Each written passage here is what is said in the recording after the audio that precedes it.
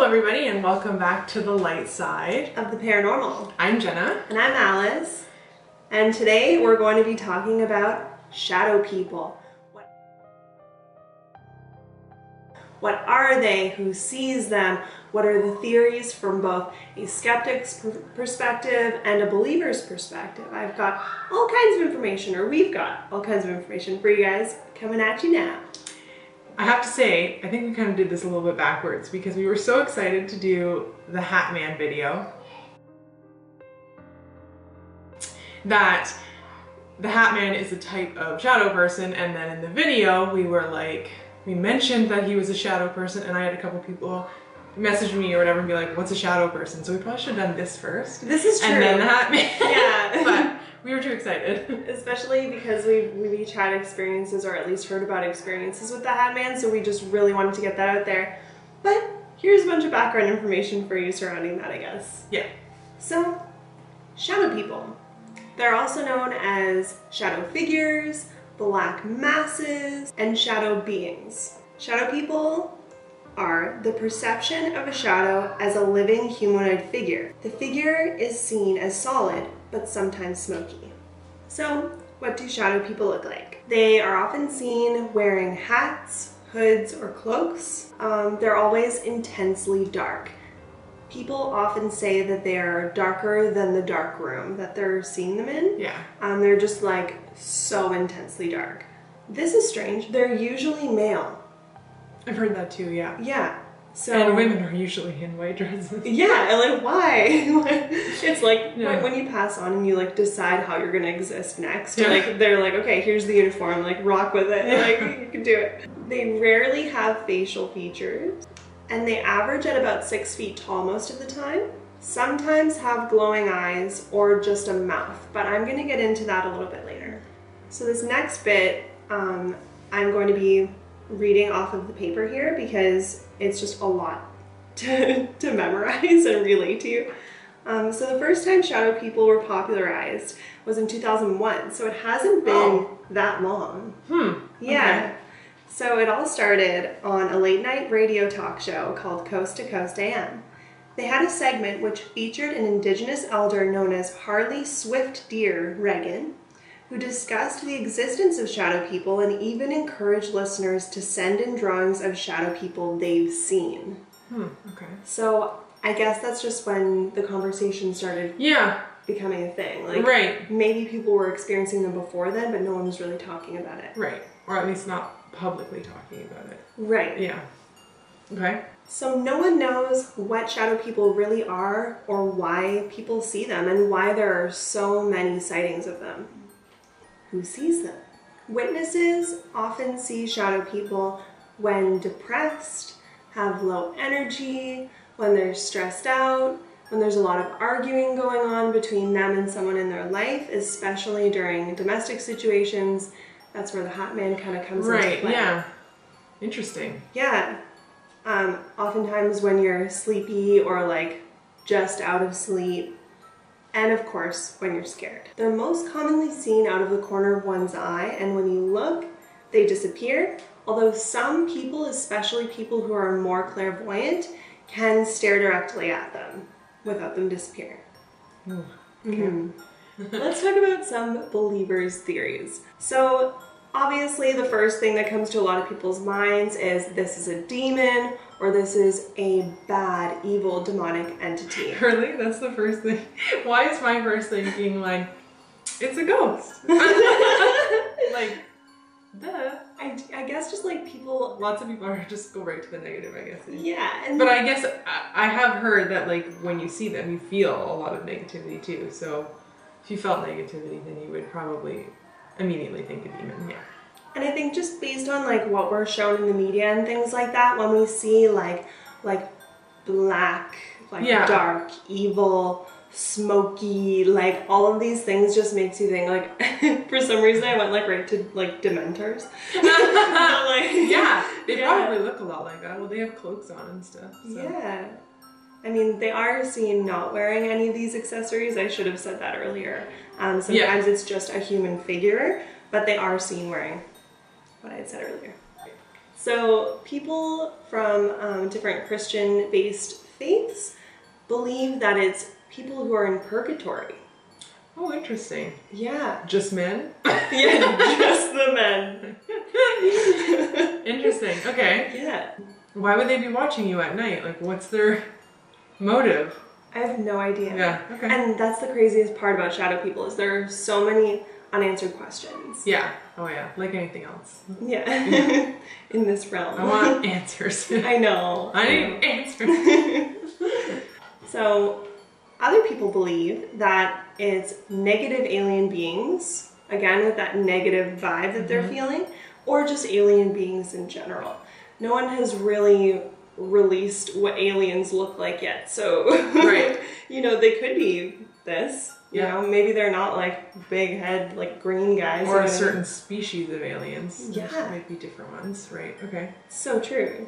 Beings from another dimension or interdimensional beings, that's one of the theories that I'm really on board with. Like, yeah. That makes sense to me. Neutral observers is another thing that's very often associated with shadow people. Because most of the time they're not going to be interacting with you in any sort of way. They're just kind of seen standing in a corner, standing in a doorway, or, you know, and just watching, taking mental notes. People obviously think that this is a symptom of sleep paralysis because oftentimes if you watched our sleep paralysis video last week, a link in the description, that is something that people experience during sleep paralysis. But I don't think that it's limited to sleep paralysis. No. Yeah, no. I've never had sleep paralysis and I've totally seen shadow people. Yeah. Time travelers from the future. So they just kind of show up out of nowhere. Boom, time travel. I don't know. I would need more information about it to like fully believe that. Okay. It's just kind of like any situation where you don't have a solid answer. I know. You're just like shadow people. Yeah. Ooh, I like this one too. It could be souls during astral projection. Oh yeah, but okay. But like just like visiting random people standing in the corner of the room. But like who knows? Like maybe you're not fully in control of like where you're projecting yourself. Yeah, you're just like seeing somebody else's soul or something in the corner of the room. Yeah, weird. Like which I know, super weird, but like maybe. Yeah. This one's a really nice one. So rather than taking the negative approach, it could be just guardians, your guides, loved ones that have passed on that are just checking in on you. I really like that theory. Yeah. Maybe, okay, going hand in hand with that, some people might argue that you wouldn't feel negativity if that was like a loved one. Maybe being around another being in a different form instills feelings inside of you that you can't quite place yet. Like I know for myself, the first few times I felt, even now, sometimes I feel a spirit close or something. I get really negative feelings from it sometimes, but I have to stop and really think and realize that it's not always like a negative being, but it just instills like anxiety and fear suddenly. You know what I mean? Yeah, but that's a really good point. It's not always something negative. Maybe the negative vibes that they think are coming from the being are actually within themselves reacting. Exactly, yeah. Sorry, that was much better. No, I totally hear what you're saying. Yeah. And I think that's a really important point to bring up. Yeah. Now, bear with me here. This one's a little bit of a stretch. Okay. But like, we've been talking about time travel and things, so like, here we are. Yeah. This is why you're here. So, what if it's a ghost's easiest form to manifest themselves? Like what if it takes more of their energy and more of their effort to show their facial features and their full clothing and their full color? You know what I mean? Like what if it's just like a caterpillar before it turns into a butterfly? Yeah, like just the easiest form to show themselves. Which in some coincidentally is also the scariest. Yeah. But yeah, interesting. Okay. Let's hear what Jenna thinks. Okay. No, I have a theory. This is my theory. This is gonna be crazy. But my theory is that what if when somebody dies or when something horrific happens to somebody, there is an energy imprint that is left on that location or that situation. For example, say somebody who was really depressed and, you know, going through certain things, ended up committing suicide or something similar.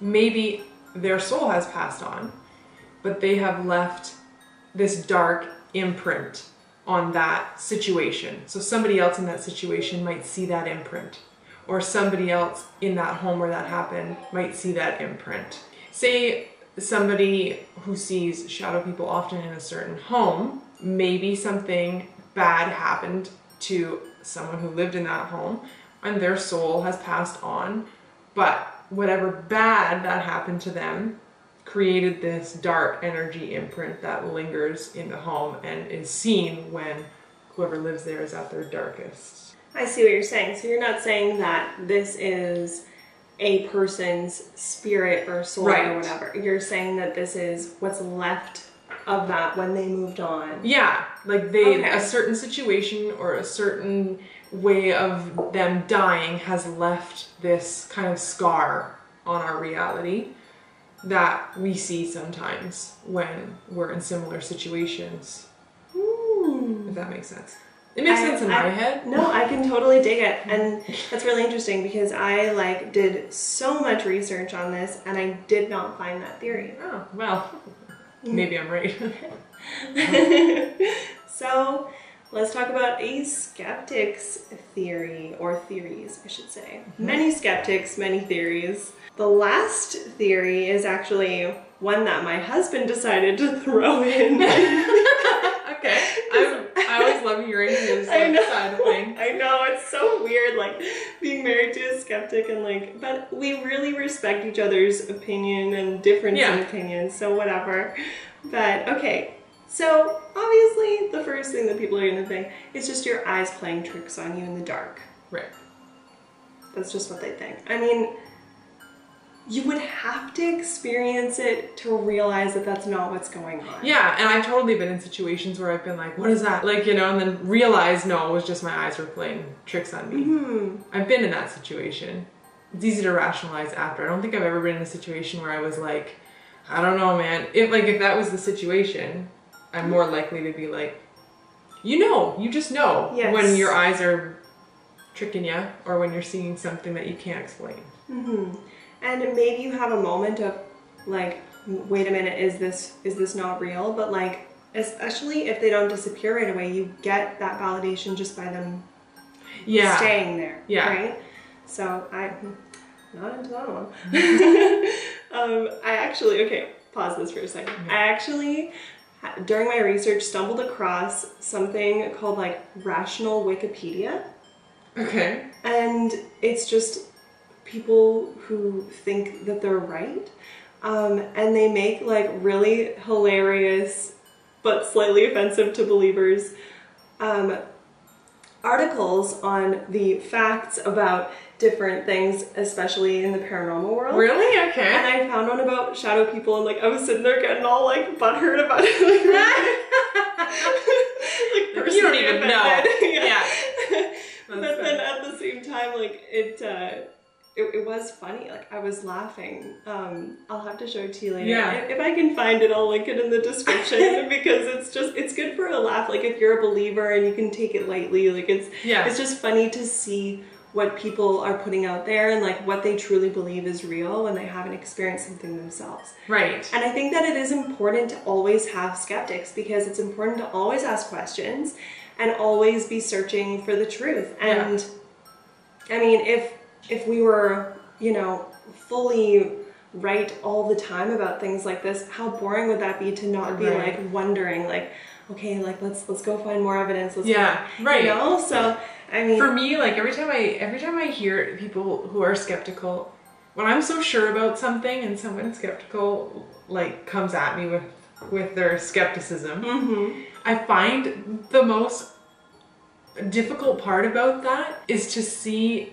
how these people can live their lives with absolutely no wonder of the world and the universe.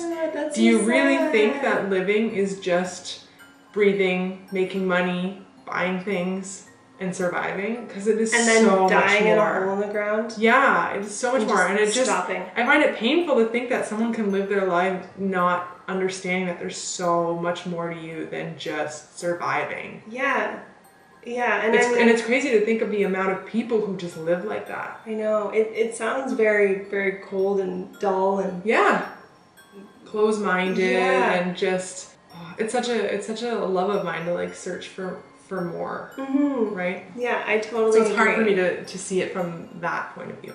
But, yeah. Okay, so what were their answers to this? It's just a byproduct of sleep deprivation, and you are hallucinating. Just get more sleep. I wonder how many people who like have seen shadow people are actually sleep deprived. Yeah, like, well, freak, I've seen them my whole life, and I consistently get 8 hours of sleep. Right. I'm really good at sleeping. Like, you know, people are like, oh, I have trouble sleeping. Like, I'm not one of those people. Right. You're just misinterpreting your peripheral vision. Which, to be fair, I mean, a lot of the time when you do see them in your peripheral and you look, they disappear. So, and there's lots of things that you see in your peripheral that you're like, and then you see what it was. Yeah. Yeah, it's when you see things out of your peripheral and they move that you know it wasn't just like a coat on a hook. Exactly. And I mean, it's not like you'd be able to tell, like, oh yeah, that's my cat or whatever. Like, you know. Yeah, like I've seen things like you walk past your laundry room or something and the mop is there, and you're like, but then you realize, it was the mop. Yeah.